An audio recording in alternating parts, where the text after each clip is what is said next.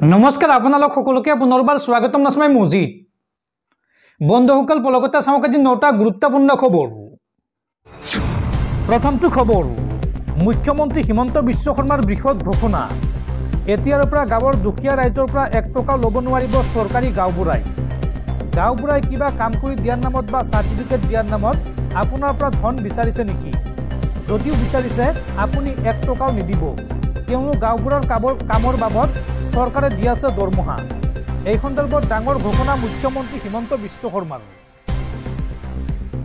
আপোনাৰ পৰা এতিয়াও গাঁওবুঢ়াই ধন লয় নেকি প্ৰমাণপত্ৰৰ নামত চাহ খৰচ বুলি কৈ লৈছে নেকি টকা যদি টকা বিচাৰিছে তেন্তে আপুনি নিদিব চৰকাৰে গাঁওবুঢ়াসকলৰ বাবে প্ৰতি মাহে দিব ৯,০০০ কৈ টকা ৰাজ্যৰ গাঁওবুঢ়াসকলে এতিয়াৰ পৰা নিয়মীয়াকৈ পাব এই পাৰিতোষিক ৰাজগাঁও আৰু বনগাঁৱৰ গাঁওবুঢ়াই পাব সমপৰ্যায়ৰ ধন প্ৰমাণপত্ৰৰ নামত যাতে সাধাৰণ লোকৰ পৰা ধন নলয় গাঁওবুঢ়াসকলক এই আহ্বান মুখ্যমন্ত্ৰী হিমন্ত বিশ্ব শৰ্মাৰ গাঁওবুঢ়াৰ পাৰিতোষিকৰ নামত মাহে 15,58,00,000 টকা খৰচ কৰিব অসম চৰকাৰে ৰাজ্যৰ বনগাঁৱৰ 278 গৰাকী গাঁওবুঢ়াক পাৰিশ্ৰমিক দিয়াৰ ব্যৱস্থা ৰাজ্য চৰকাৰৰ আৰু ৰাজগাঁৱৰ 668 গৰাকী গাঁওবুঢ়াক পাৰিশ্ৰমিক দিয়াৰ ব্যৱস্থা অসম চৰকাৰৰ ইয়াৰ পিছতো প্ৰমাণপত্ৰৰ নামত ধন লোৱাটো যুক্তিসংগতনে এই প্ৰশ্ন মুখ্যমন্ত্ৰী হিমন্ত বিশ্ব শৰ্মাৰ আৰু সেয়েহে ৰাজ্যৰ গাঁওবুঢ়াসকলক প্ৰমাণপত্ৰ দিয়াৰ নামত ধন নলবলৈ আহ্বান জনাইছে পৰৱৰ্তী খবৰ খাৰুপেটীয়াৰ শাক পাচলি খালে কিডনি বেয়া হ'ব মুখ্যমন্ত্ৰী হিমন্ত বিশ্ব শৰ্মাৰ এই মন্তব্যৰ পিছতে মুখ্যমন্ত্ৰীক এইবাৰ প্ৰত্যাহ্বান জনাইছে খাৰুপেটীয়াৰ কৃষকে খাৰুপেটীয়াৰ ম্যায় কৰা শাক পাচলি লণ্ডন ডুবাই লৈ যায় আৰু মুখ্যমন্ত্ৰী আহি চাই যাওক কেনেকৈ খাৰুপেটীয়াত খেতি কৰা হয় শাক পাচলিৰ মুখ্যমন্ত্ৰী হিমন্ত বিশ্ব শৰ্মাক এইদৰে প্ৰত্যাহ্বান খাৰুপেটীয়াৰ কৃষকৰ খাৰুপেটীয়াৰ শাক পাচলি লণ্ডন ডুবাই লৈ যায় খাৰুপেটীয়াৰ শাক পাচলি বিদেশলৈ যায় এটা জাতিক টাৰ্গেট কৰি কথা কোৱা বন্ধ কৰক হিমন্ত বিশ্ব শৰ্মাই খাৰুপেটীয়াৰ শাক পাচলিয়ে কিডনি বেয়া নকৰে খাৰুপেটীয়াৰ সকলো কৃষকক সামৰি কৃষি বিপ্লৱ কৰক মুখ্যমন্ত্ৰী হিমন্ত বিশ্ব শৰ্মাই আন ৰাষ্ট্ৰলৈ খাৰুপেটীয়াৰ শাক পাচলি প্ৰেৰণৰ বাবে সহায় কৰক কৃষকসকলক অসমৰ মুখ্যমন্ত্ৰীক এই প্ৰত্যাহ্বান জনালে খাৰুপেটীয়াৰ শাক পাচলি কৃষক ব্যৱসায়ী মুখ্যমন্ত্ৰীয়ে পৰিদৰ্শন কৰক খাৰুপেটীয়াৰ শাক পাচলিৰ পথাৰ মুখ্যমন্ত্ৰী হিমন্ত বিশ্ব শৰ্মাক এই আহ্বান খাৰুপেটীয়াৰ কৃষকসকলৰ পৰৱৰ্তী খবৰ মাঘ বিহুৰ পূৰ্বে ৰাজ্যৰ লাখ লাখ মহিলালৈ আহিছে ভাল খবৰ 10 জানুৱাৰী শুকুৰবাৰে ৰাজ্যৰ লাখ লাখ মহিলাৰ বেংক একাউণ্টত সোমাব চৰকাৰী ধন কোনে কোনে লাভ কৰিব এই ধন চাওঁ আহক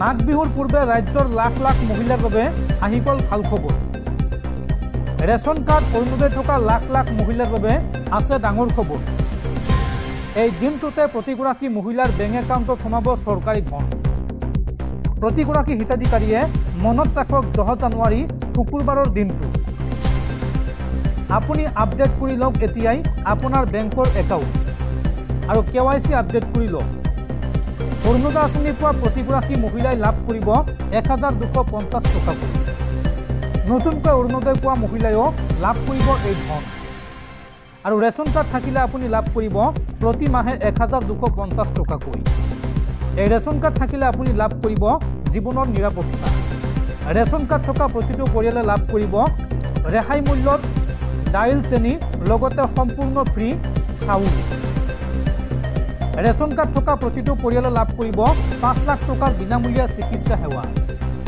ৰেচন কাৰ্ড থাকিলে লাভ কৰিব চৰকাৰী ঘৰ ৰেচন কাৰ্ডখনেই হ'ব আয়ৰ প্ৰমাণপত্ৰ ৰেচন কাৰ্ডখনেই হ'ব পৰিয়াল পৰিচয় পত্ৰ ৰেচন কাৰ্ডক লৈ এই ডাঙৰ ঘোষণা মুখ্যমন্ত্ৰী হিমন্ত বিশ্ব শৰ্মাৰ দৰ্শকসকল আৰু বহুতো গুৰুত্বপূৰ্ণ খবৰ আছে তাৰ আগতে আপোনাক জনাও যে যদি আপুনি এতিয়ালৈকে এইটো ভিডিঅ'ত লাইক কৰা নাই তেন্তে এতিয়াই ভিডিঅ'টোত লাইক কৰি দিয়ক আৰু এনেকুৱা ধৰণৰ ভিডিঅ'সমূহ নিতৌ চাবলৈ চেনেলটো ছাবস্ক্ৰাইব কৰি কাষত থকা বেল আইকনটো প্ৰেছ কৰি ৰাখক পৰৱৰ্তী খবৰ 27 ডিচেম্বৰৰ পৰা আৰম্ভ হৈছে অসম গ্ৰন্থমেলা আৰু 27 ডিসেম্বৰৰ পৰা এই পৰ্যন্ত অৰ্থাৎ 2 জানুৱাৰীলৈকে অসম গ্ৰন্থমেলাত অভিলেখ সংখ্যক কিতাপৰ বিক্ৰী প্ৰায় 4 কোটি টকাৰ কিতাপ বিক্ৰী হৈছে এই কেইদিনত।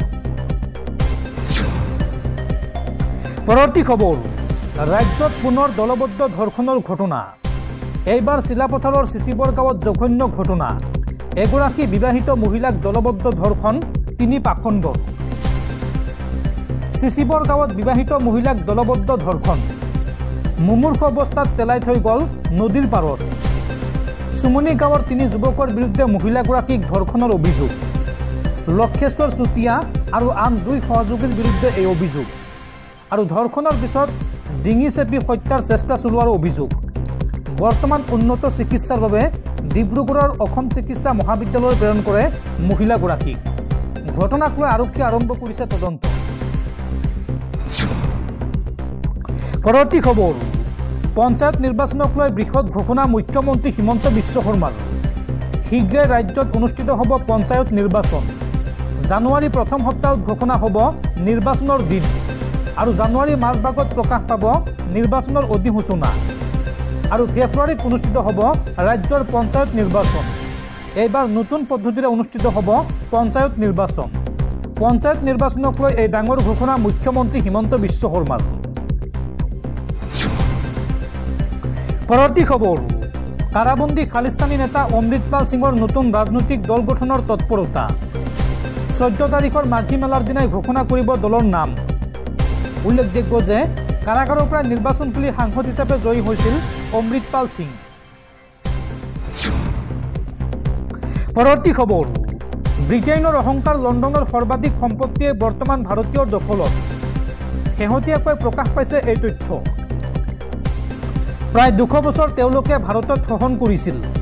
ভাৰতৰ সম্পদ লুণ্ঠন কৰি ধনী হৈছিল তেওঁলোক। তেওঁলোকে ভাৰতৰ পৰা কাঢ়ি নিজৰ ৰাণীৰ শিৰত ৰাখিছিল ভাৰতৰ অমূল্য ৰত্ন। উপনিৱেশিক শাসনৰ সময়ত শাসক হিচাপে তেওঁলোকে ভাৰতীয়ৰ ওপৰত যি নিৰ্যাতন চলালে, সেই নিৰ্যাতনত অনেক ভাৰতীয়ৰ প্ৰাণ কাঢ়িলে।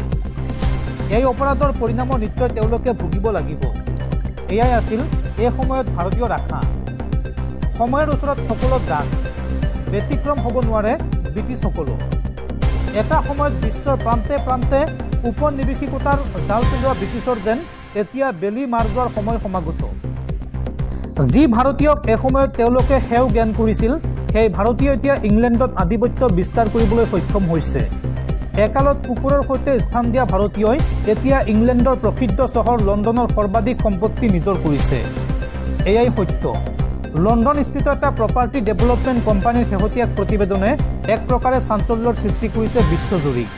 এই প্ৰতিবেদন অনুসৰি লণ্ডনৰ সৰ্বাধিক সম্পত্তি আছে ভাৰতীয়ৰ হাতত। বাৰাট লণ্ডন নামৰ কোম্পানীটোৰ শেহতীয়া প্ৰতিবেদনত কোৱা হৈছে যে ইংলেণ্ডৰ পুৰণি ভাৰতীয় বংশোদ্ভূত বাসিন্দা, NRI, ভাৰতীয় বিনিয়োগকাৰী, শিক্ষাৰ্থী আদিৰ হাতত যিমান সম্পত্তি আছে, সেয়া লণ্ডনৰ স্থানীয় ব্ৰিটিছ নাগৰিকৰ তুলনাত বহু বেছি। প্ৰতিবেদনখনত আৰু কোৱা হৈছে যে ভাৰতীয়সকলে প্ৰতি বছৰে 30 মিলিয়নৰ পৰা 47 মিলিয়ন ধন বিনিয়োগ কৰি লণ্ডনত ফ্লেট আৰু ঘৰ ক্ৰয় কৰে। ভাৰতীয় নাগৰিকৰ পাছতে লণ্ডনত সৰ্বাধিক সম্পত্তি আছে ইংলেণ্ড আৰু পাকিস্তানৰ নাগৰিকৰ নামত। লণ্ডনত ভাৰতীয়সকলে এনেদৰে আধিপত্য বিস্তাৰ কৰাত অনেক ভাৰতীয় সুখী হোৱা পৰিলক্ষিত হৈছে। সামাজিক মাধ্যমত এই বিষয়টোক লৈ চলিছে চৰ্চা। বিশেষকৈ ব্ৰিটিছ উপনিৱেশিক শাসনৰ কথা উল্লেখ কৰি বিদ্ৰূপ কৰিছে। কোনোৱে মুকলিকৈ লিখিছে, 200 বছৰ আপোনালোকে ভাৰতত অবৈধভাৱে শাসন কৰিছিল আৰু এতিয়া ভাৰতে বৈধভাৱে ব্ৰিটেইনক অধিকাৰ কৰিছে, সেয়াও সম্পূৰ্ণ প্ৰতিযোগিতামূলক পৰিৱেশত। আন একাংশই আকৌ কৈছে, যেনে কৰ্ম তেনে ফল ভোগ কৰিছে এতিয়া ব্ৰিটিছসকলে। পৰৱৰ্তী খবৰ, 2024 বৰ্ষৰ মেজৰ ধ্যানচান্দ খেলৰত্ন বঁটা ঘোষণা। অলিম্পিক পদকপ্ৰাপ্ত মনু ভাকেৰ, হকী দলৰ অধিনায়ক হৰমনপ্ৰীত সিং, বিশ্ব দাবা চেম্পিয়ন গুকেশ ডি আৰু পেৰা অলিম্পিয়ান প্ৰবীণ কুমাৰলৈ আগবঢ়োৱা হৈছে 2024 বৰ্ষৰ মেজৰ ধ্যানচান্দ খেলৰত্ন বঁটা।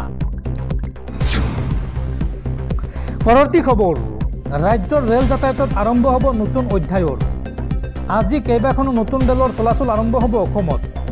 কেন্দ্ৰীয় ৰেল মন্ত্ৰী অশ্বিনী বৈষ্ণৱে ৰাইজৰ বাবে উৎসৰ্গা কৰিব কেইবাখনো নতুন ৰেল আৰু এই সন্দৰ্ভত গুৱাহাটীৰ পল্টন বজাৰ ৰেল ষ্টেচনত বিশেষ কাৰ্যসূচী।